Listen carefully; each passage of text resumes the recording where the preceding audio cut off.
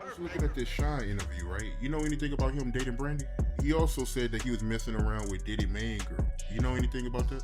I don't think he was dating Brandy at the same time. And if he was dating Brandy at the same time, both of them just was probably, I guess, hitting it. You understand? Because, Mace was that dude to the ladies. He had that Harlem swag. He was doing his thing. And I don't think that he was wifing Brandy. You understand?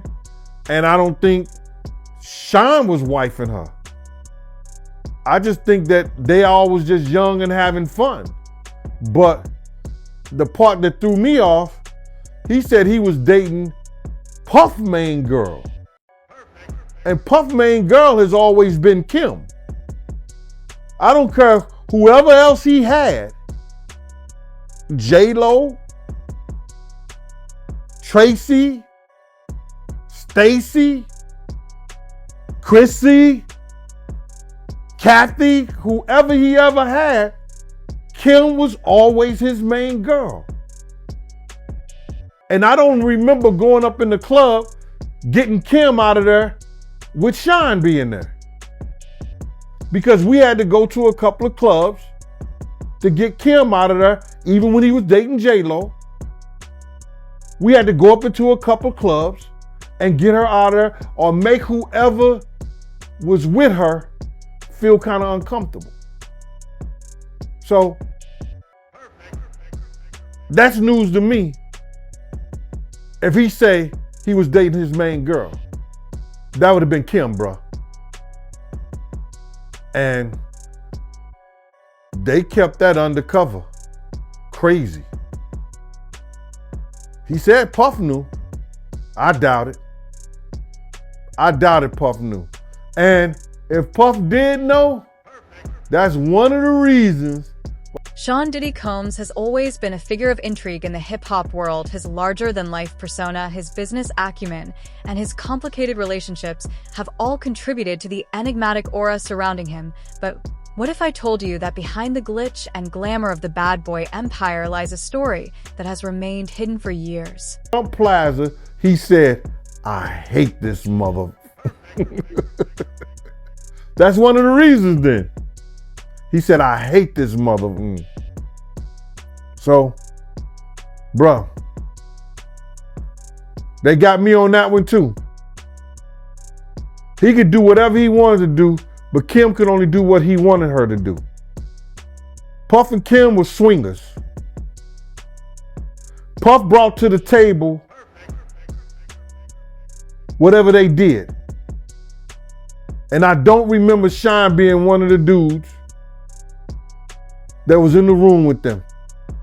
You personally, you knowing Kim and Shyne, you think it's possible that Shyne was messing around with her? Anything's possible, bro. Anything is possible. But I never known Kim to where she lay her head. I never knew Kim to get that cozy with anybody that was around Bad Boy in the Bad Boy camp. So if he said, I dated his main girl, he had to be talking about Kim. Had to. Looking at the time period, 1999 to 2000, she was with Diddy. And you had no idea about Shyne being with Brandy. No, I didn't know about Shyne. I knew about Shyne. I knew about Mason Brandy, but I didn't know about Shyne and Brandy. Tell me about that, Mason Brandy. Well, Mace made songs about that. And you got to remember the night that Big was murdered in California, Mace said, I was in the room with Brandy. He told me that personally.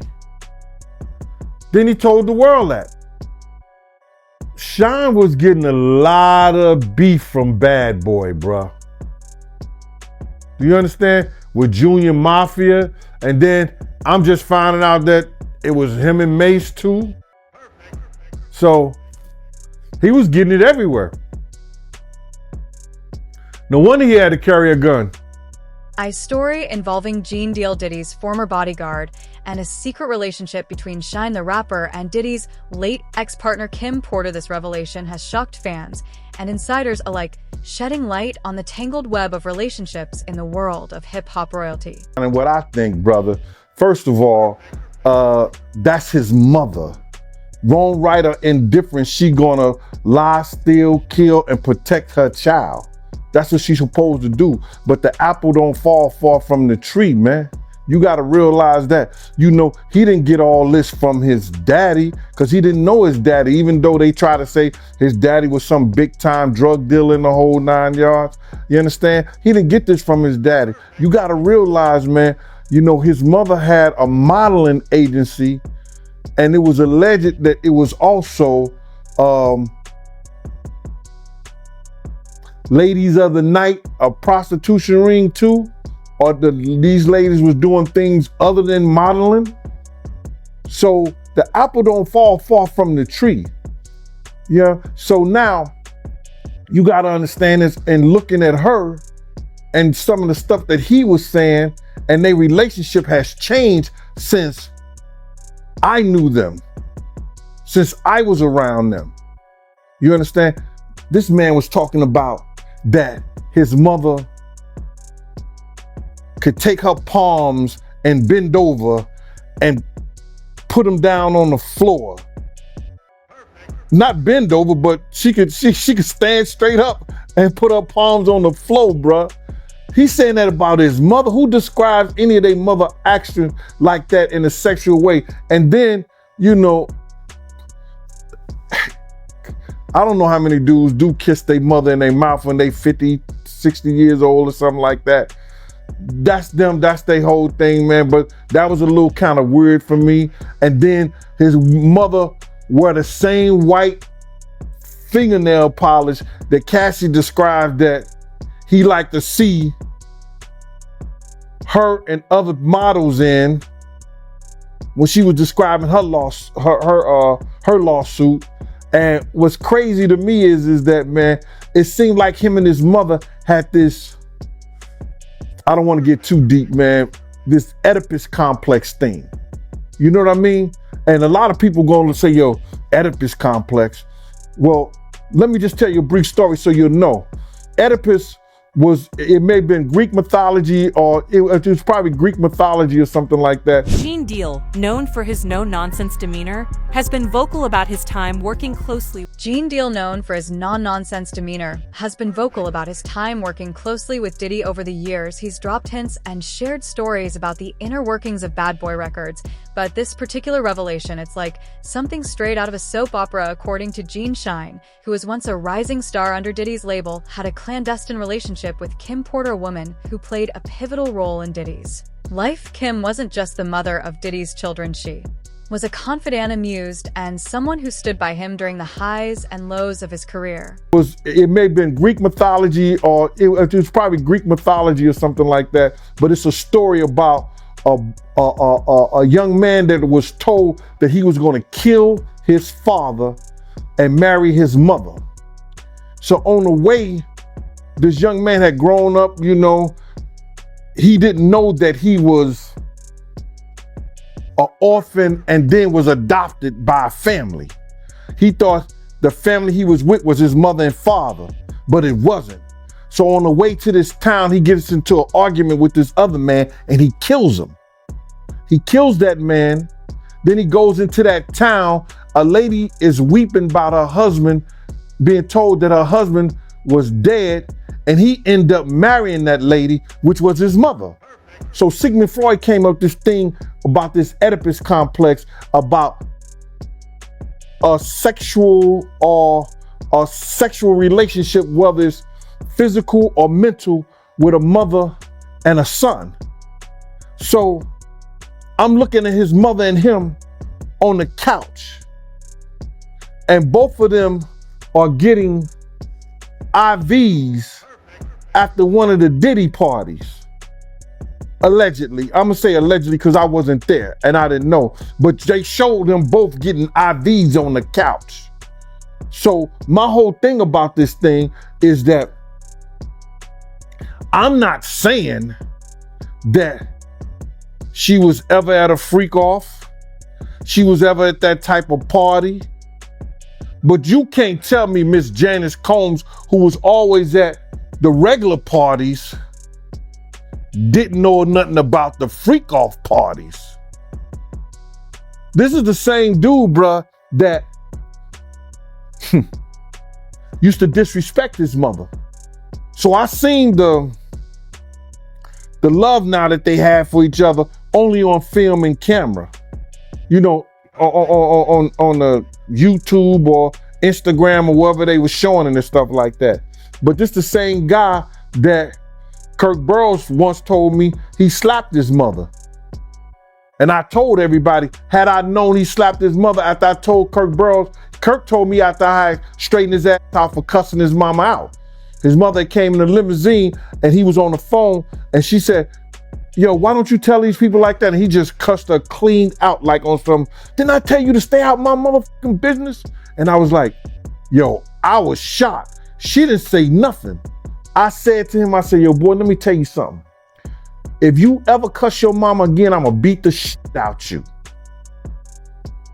You ain't gonna bring nothing but bad luck to us treating your mama like that. But how did Shyne sit into this picture? To understand the magnitude of this revelation, we need to rewind to the late 90s and early 2000s when Bad Boy Records was at its peak. Shyne, a talented rapper with a distinct voice, was introduced as the next big thing. Being that young and being in the industry and not knowing where to turn and everyone, telling me they love me and, just turn their back on you in a second. A 2022 interview from Justin Bieber has resurfaced in the wake of Diddy's legal drama. In the sit-down with Zane Lowe 4 years ago, Justin isn't talking about the disgraced media mogul directly, but his past trauma in the music industry, his album changes, and being a newlywed to wife Haley. I think that I was just, living in this shame, living in all this sort of stuff of my past, and I wasn't able to move on. Talk of the video comes after footage of Diddy and Justin also resurfaced on social media recently. Not anyone could just be in the position that I'm in. Video shows Diddy alongside teenage Justin, leaving people to speculate if, at the time, he subjected the pop star to his alleged freak-offs. Combs allegedly planned and controlled the sex performances, which he called freak-offs, and he often electronically recorded them.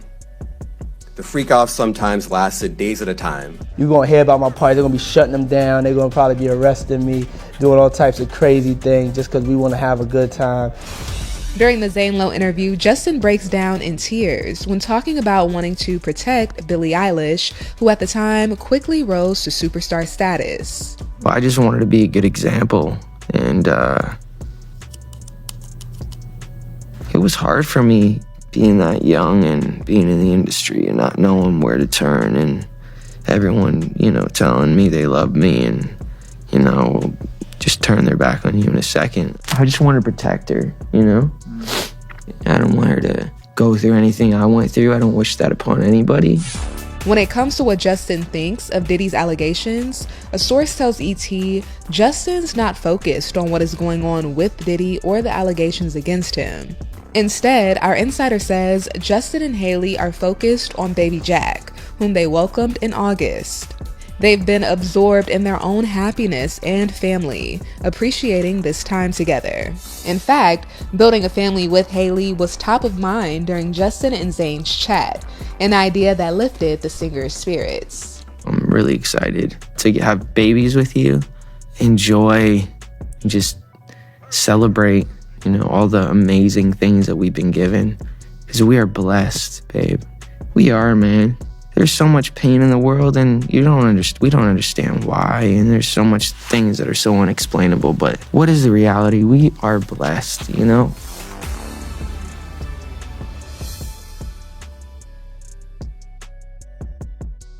His sound and style drew comparisons to the notorious Big, which only added to his allure. However, his career was marred by controversy, most notably the infamous nightclub shooting in 1999, which resulted in his incarceration. Diddy, who was also implicated in the case, managed to walk away relatively unscathed. This incident strained their relationship, with Shyne feeling betrayed by his mentor. Yeah, that's been a recurring theme. What one right now too, man. Damn. Nigga, what's the going rate right now? Well, I'll send you a video. Damn, okay. Shit. In this situation, they have 50 on me. Oh, shit. I'm like, damn. 50 ball. Yeah, damn. That's a nigga. What? They have 50 on me. They have 50 on me, bro. And if you don't mind while you put that up, can you speak on why? I mean, I know you about to send it, but for what reason? Is it something you said, something you done, a female you protected? Maybe it went too far. Right. So like I had referenced earlier, like my main business model is protecting females who got the proper resources. So these guys had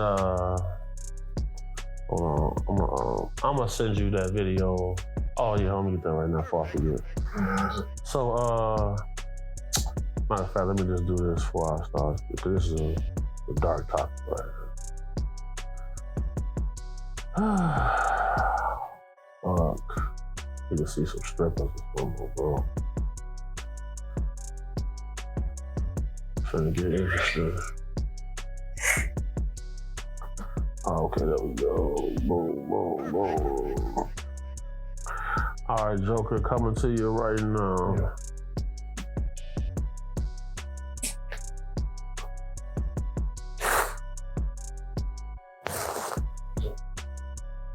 Yeah. Oh.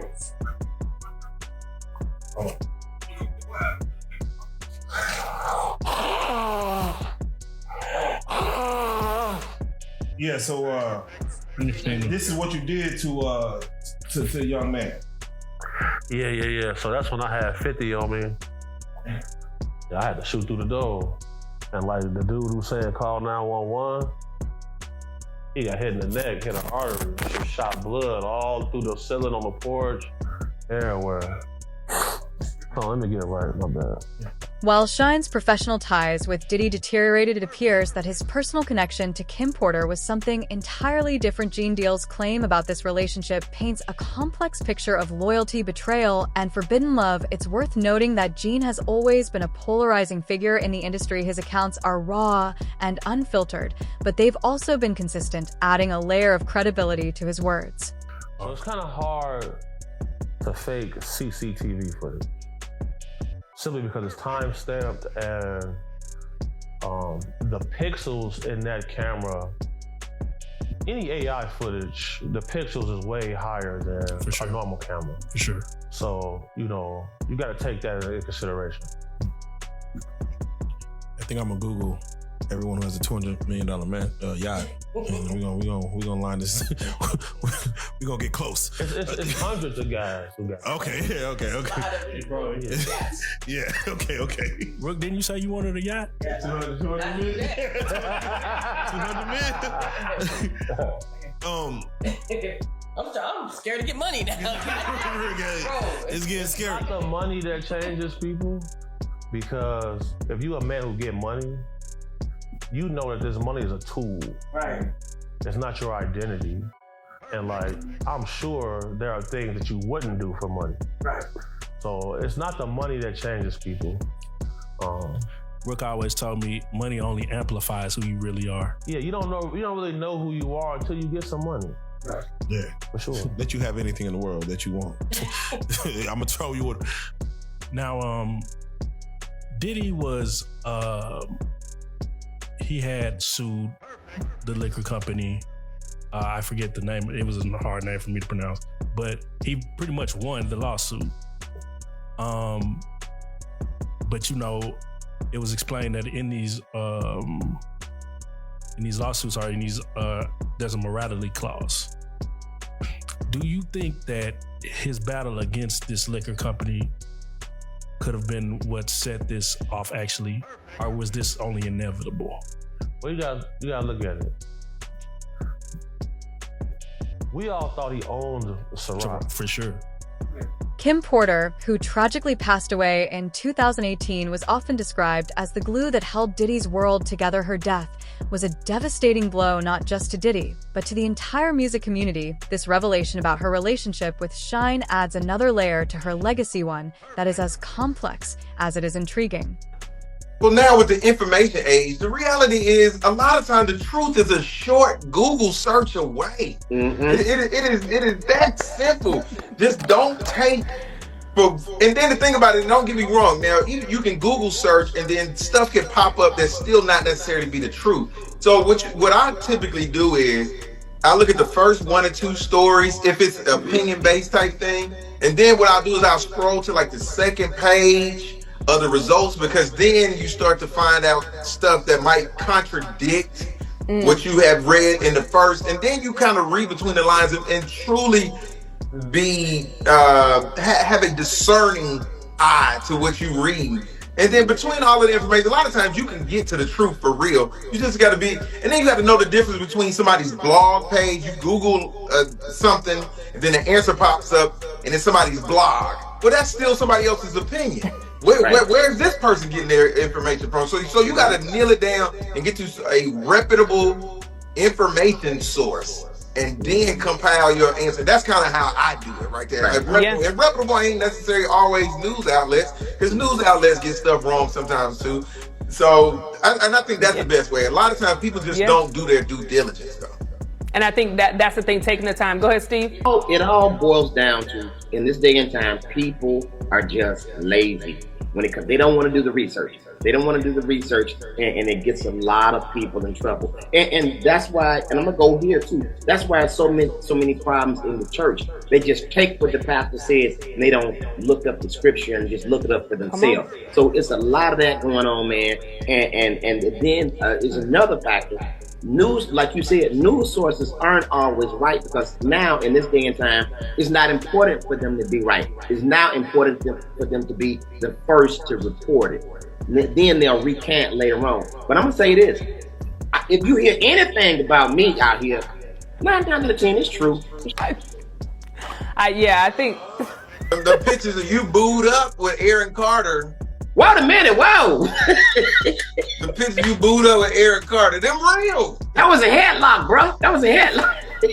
That's what he said. It was a headlock. That's what he said. I tell you, every time, Steve, I don't know, I'm gonna have to find something. Now that you're like away from me, I'm gonna have to look something to buzz you or something when I can tell you starting to go offline. But no, I do appreciate, I think both of you bring up great points. Even watching this guy that brings up Oprah Winfrey, just like even paying attention to what Shyne, who has since turned his life around and ventured into politics in Belize, has not publicly commented on these claims. His silence, however, speaks volumes. It's possible that he views this chapter of his life as something best left in the past. For Diddy, who has faced his fair share of controversies, this revelation is yet another reminder of the complexities that come with his legacy.